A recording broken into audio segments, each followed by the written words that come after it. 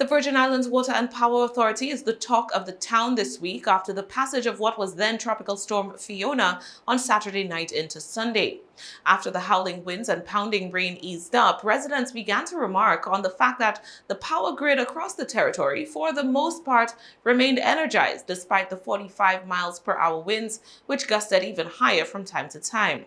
WAPA's performance wasn't perfect. Several feeders reportedly lost power during the storm, and some residents reported outages that stretched for hours.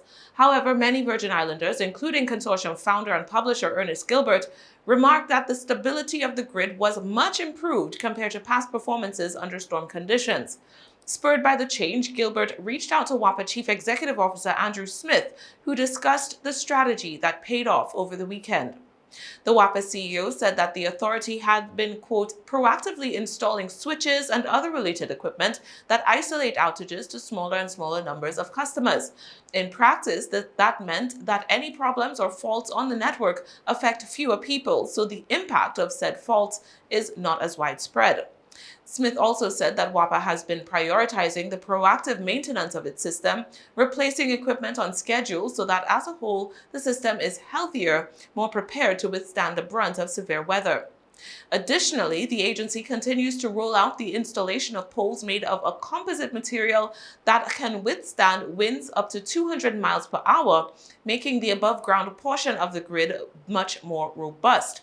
A parallel project to move some of the transmission systems underground is also ongoing, with the overall effect of making the entire grid much more robust. Smith noted that funding for both projects is coming from the federal government.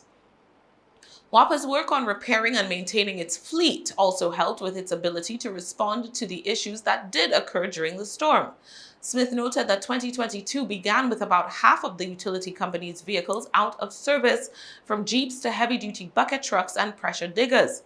For example, St. Croix had only one bucket truck in operation at the beginning of the year, a number that rose to 6 ahead of the storm. Overall, fleet inoperability has been reduced to less than 20%, according to Smith.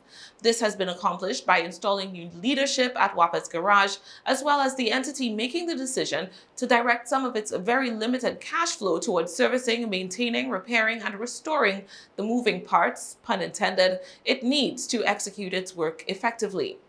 Aside from all the work WAPA is doing to upgrade and strengthen its power generation and the distribution systems, Smith said that Fiona's severity, or rather the lack thereof, when it passed over the territory, didn't hurt the situation either. He acknowledged that stronger winds would likely have resulted in more damage than what was seen, but argued that WAPA's work and preparation would have still stood the agency in good stead. Smith believes that the ongoing work, especially in installing composite poles and undergrounding transmission systems, better positions the territory to be able to withstand a more powerful storm. Smith ended by thanking the Water and Power Authority staffers who did the work that ensured disruption was minimal across the territory, noting that they had to spend time in hazardous weather away from their families to keep the lights on in the U.S.V.I. Meanwhile, the general public is also expressing their gratitude and approbation for an agency that may not necessarily be used to a positive spotlight.